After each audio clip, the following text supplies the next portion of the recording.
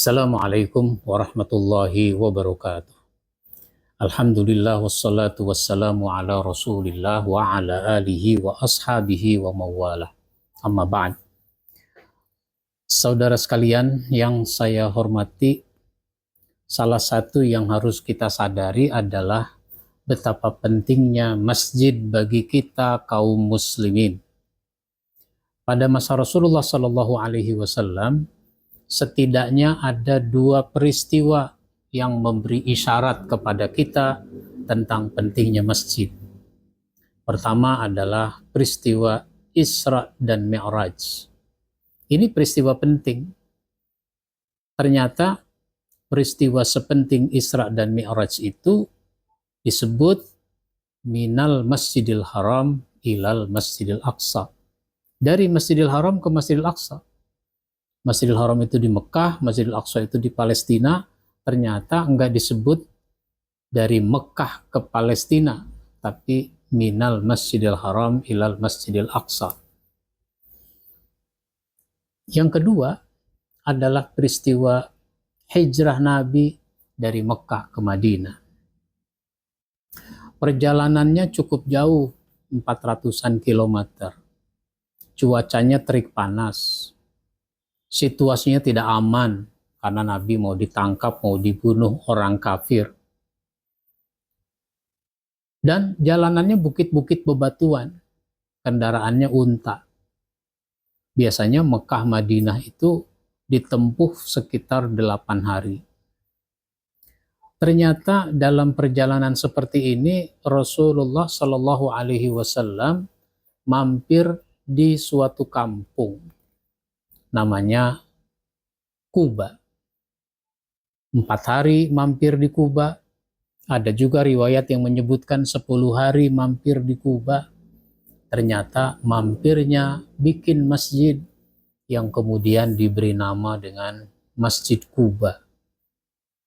Jadi ini sudah cukup memberi isyarat kepada kita tentang pentingnya masjid bagi kaum muslimin.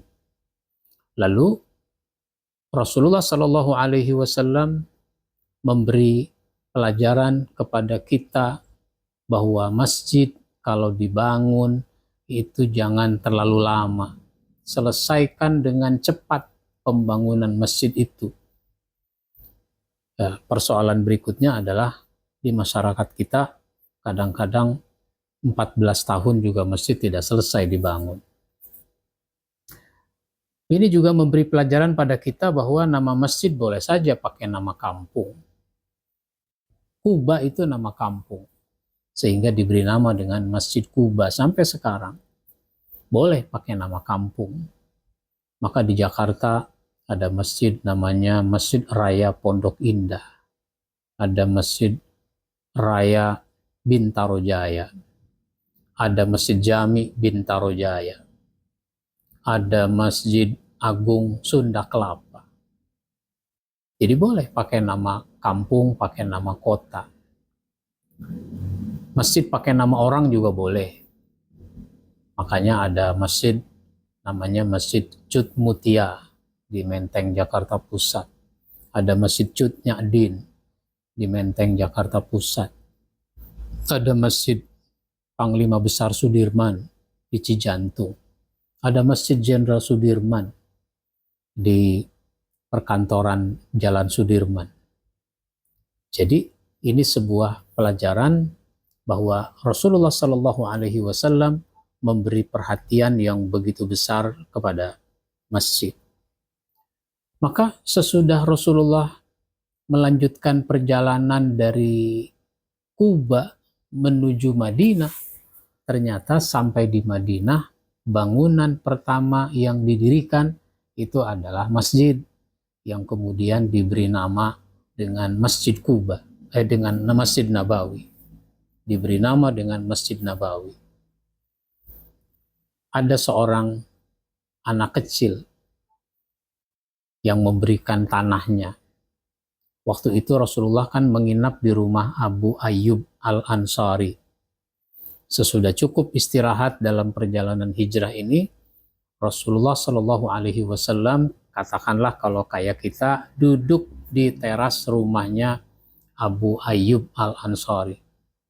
Kemudian Rasulullah berkumpul dengan para sahabat. Para sahabat mendengarkan apa yang ingin dikatakan oleh Nabi. Tiba-tiba Rasulullah bertanya, ngomong-ngomong ini tanah siapa ya di sini nih?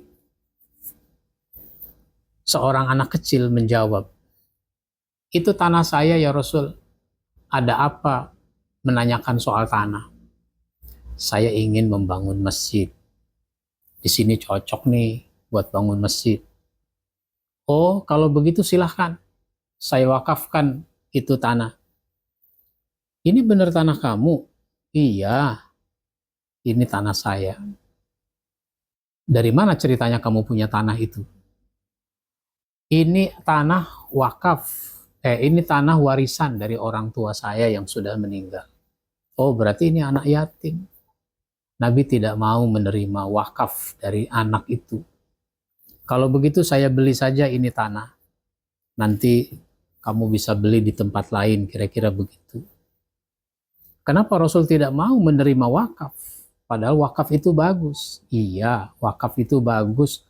Tapi masalahnya ini wakaf dari anak kecil. Anak kecil pikirannya belum matang. Nabi tidak ingin nanti kalau dia udah gede dia nyesel. Coba dulu itu tanah nggak diwakafkan.